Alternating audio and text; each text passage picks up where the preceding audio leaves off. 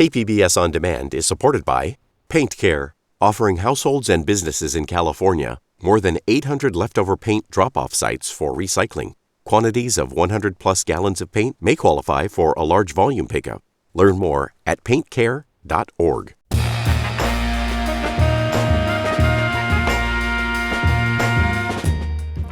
Welcome in, San Diego. It's Jade Hindman. On today's show, we'll tell you about a study which now points to a connection between social media and depression in kids. This is KPBS Midday Edition, connecting our communities through conversation.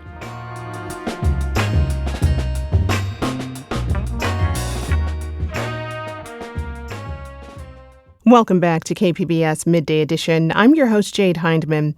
Is social media making kids depressed? Well, it's a question that's been top of mind for a lot of families in recent years.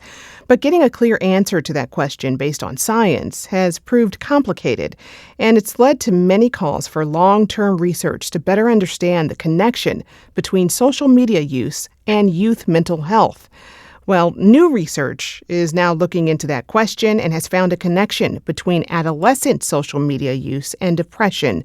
Pediatrician and researcher Dr. Jason Nagata from UC San Francisco talked to Midday Edition's Andrew Bracken about the new findings. So tell us more about this research. What were you looking into, social media and its relation to kids, and what did you find? So I think that there's been a lot of debate about whether or not social media contributes to depression or vice versa, or if social media is just a reflection of underlying depressive symptoms. And most studies have been at one single time point, so they're not really able to answer the causality like chicken or the egg. So we use data from a long-term study called the Adolescent Brain Cognitive Development Study, which has followed 12,000 9-year-olds for 4 years every single year. And so with this new study, we're able to get a little bit better evidence in terms of the time ordering, like which precedes the other. And we did overall find that higher social media use did predict later depressive symptoms and not vice versa, not that depression predicted future social media use. And I think one of the strengths of this study is that we followed the same 9-year-olds every single year for 4 years. So we also were able to see trends within an individual as well as population level trends across over 10,000 kids.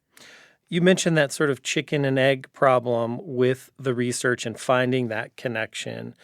You know, we've heard so much, whether it's from state government, federal government, parents, a lot of social researchers on mental illness and its, connection to these technologies a lot of young people are using. Talk more about what makes this particular research study significant. I think you mentioned this longitudinal study versus a cross-sectional. Can you break that down for us? So a cross-sectional study, which I would say is most studies prior to this, means that data was collected at one time point. So say we're doing a survey of teenagers and we ask them in 2025, what's your social media use and what are your depressive symptoms? But if we only have it at all that data at one time point, we can't necessarily say which one came first, which one was more of a risk factor for the other. But in this current study, we followed the same children year after year in this study, we had data from 4 different years, but the study is actually ongoing. So eventually we'll follow them for over 10 years. And with that data, we could actually see sort of trends in an individual child. So we were able to look at analyses that followed this like an individual over time and found that an individual's rise in social media. So like if I last year reported only 10 minutes of social media use, but then all of a sudden this year I'm reporting 60 minutes of social media use, a big rise in social media use in an individual was then associated with subsequent depressive symptoms a year and 2 years later. So we were able to look a little bit more at that time ordering. Yeah, tell us more about what you find and what the kind of main takeaways of this study are. I do think that one of the main takeaways is that, social media isn't inherently good or bad. There are some risks, and I think one of the risks that we've identified here is depression. We do have actually 2 studies. The sort of sister study that goes along with this points to actually experiencing cyberbullying. So 10% of these 9-10-year-olds reported that they had experienced cyberbullying through social media. And that in particular was a risk factor or potentially one of the explanations for how social media can lead to higher depressive symptoms. Actually, unfortunately, in these kids, we found that those who had experienced cyberbullying were more than twice as likely to report a suicide attempt the following year. So I do think that online bullying is in some ways similar to in-person bullying in that it can have some significant mental health consequences. But online bullying also can be different because in some ways it's anonymous. Sometimes people are bullying you with fake or online accounts, so you don't actually know who the person is. And there is not great age verification. And so it could be an adult, it could be somebody from across the country, it could be somebody from across the world. And you may not ever interact with them, in real life, but there can still be, traumatic bullying that can lead to poor mental health. So I do think that experiencing cyberbullying in particular could be one of the linkages to depression. And for parents and teens, as much as you are able to enhance your privacy and security settings to not allow anonymous accounts to interact with you, especially for younger children, that can be helpful. In general, just trying to limit exposure to hateful content, blocking accounts as needed, and reporting accounts that are also promoting hateful content. Kind of as you mentioned there, cyberbullying covers a lot of different ground. Did you get any indication in your research as to what types of cyberbullying were happening most frequently?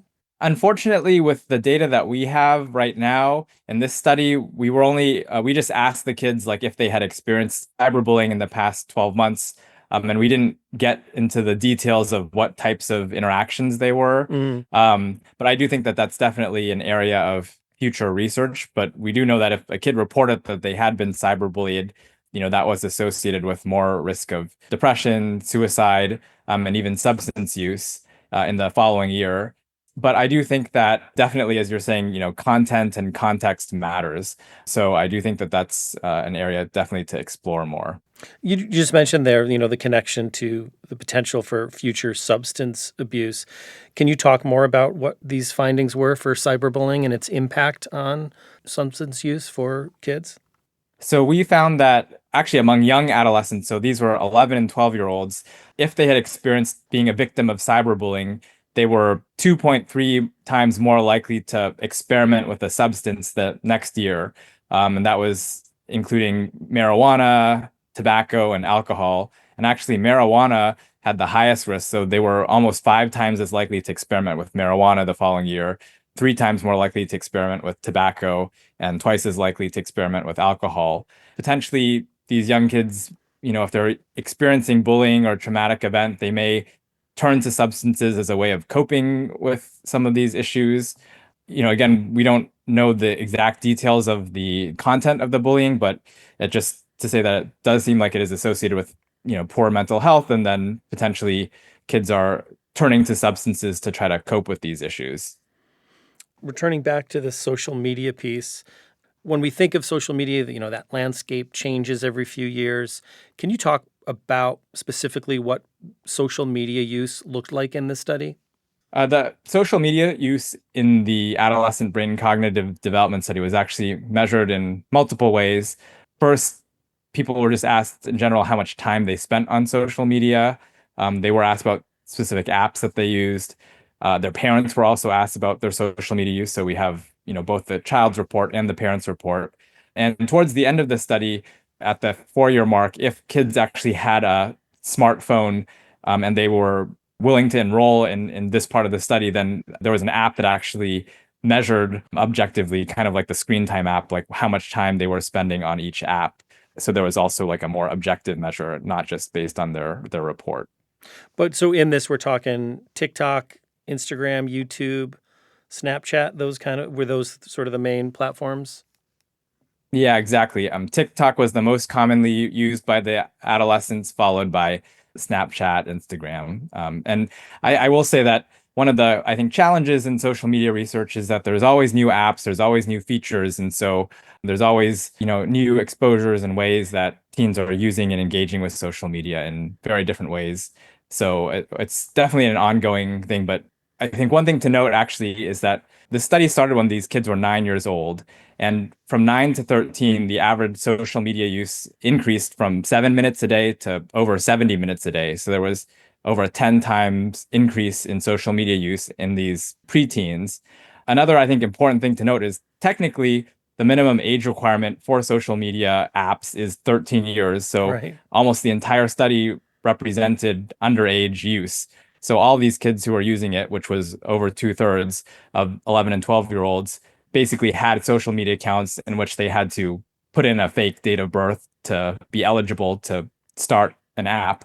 And on average, these 11 to 12-year-olds had more than 3 different accounts, again, mostly representing underage use. So I think one other thing that perhaps is not surprising to anyone is that, there's not really great, robust age verification. Kids can just put in whatever date of birth and make fake accounts. And I think Instagram has recently made announcements that they're looking to change that with their verifying the teen accounts. But yeah, that was something that jumped out to me, was that, we kind of think of the minimum age of using social media being 13, but in reality, that's just not really the case, is what your kind of research is proving out here. Yeah, traditionally, it's been very easy for people to, just enter whatever date of birth and then get access to accounts. And at least during the course of this study, which was 2016 through the present, that seems to have been the case. I do think that there are federal and state legislation that are trying to think about how to make more robust age verification. And I know that some of the tech companies, as you mentioned, like Instagram, are trying to improve their technology to do that. But it does seem like, at least even in the recent past, there are many underage users. You mentioned this, research kind of started with these kids at 9, kind of going until, 13 years of age. Can you talk a little bit about why is social media use a particular concern for that age group, for those kind of tween years? That's a really great question. We do know that in general, teenagers or, growing children who are transitioning into their teenage years, who are then transitioning to becoming adults, do have very unique considerations even from adults. In general, teens are undergoing lots of developmental changes like puberty, increased body image concerns, and a more focus on peer relationships. They're also trying to become more independent. Children are more dependent. Teenagers are trying to be more independent. But, social media does have really powerful algorithms that deliver content that's very engaging, visual, and interactive. And teens in particular are susceptible to these elements of addiction for social media. I will say that to some extent, the notifications and algorithms make many social media platforms addictive to anyone, including adults. But I do think that because teens are really concerned about their peers and their image among their peers, they are at particular risk. You've touched on this a little bit, but I want to kind of go back to it and really stamp this home. Can you talk a little bit about what parents can do to help their kids manage all these risks of social media and cyberbullying that we've been talking about? Right now, the American Academy of Pediatrics recommends that every household has a family media plan. And so that involves having regular conversations as a household that acknowledges, the age of your children, what devices are in the household, and then trying to make an individualized plan that, everyone can agree on. And so some components of that plan could include screen-free times. For instance, right before bedtime is a good time to try to limit screen use because we know that most teens don't get enough sleep anyway. And the more screens they use right before bedtime, that detracts from their getting a good restful night's sleep. And then that can lead to higher risk of mental health problems and just poor attention at school the next day. Another time to consider limiting screen use could be like around dinner time or around family meals. That could encourage, in-person connection and communication and just checking in with other family members. It also may lead to more healthful nutrition choices. We actually know that when people are eating and they're distracted in front of screens, they're more likely to overeat, even in the absence of hunger. So if you're watching TV while you're eating dinner and you're kind of just paying attention to the program, you may be more prone to overeating, even if you aren't hungry, just because you're eating kind of absentmindedly. And having conversations with your children and checking in with them and knowing what issues are coming up at school. That was pediatrician and researcher Dr. Jason Nagata from UC San Francisco speaking with Midday producer Andrew Bracken. KPBS On Demand is supported by Markel Design and Remodeling, helping homeowners with their home remodeling needs. From ADUs to kitchen remodels, room additions, and custom homes, Markel Design and Remodeling can help homeowners design and build their dream homes. More at trustyourhometous.com.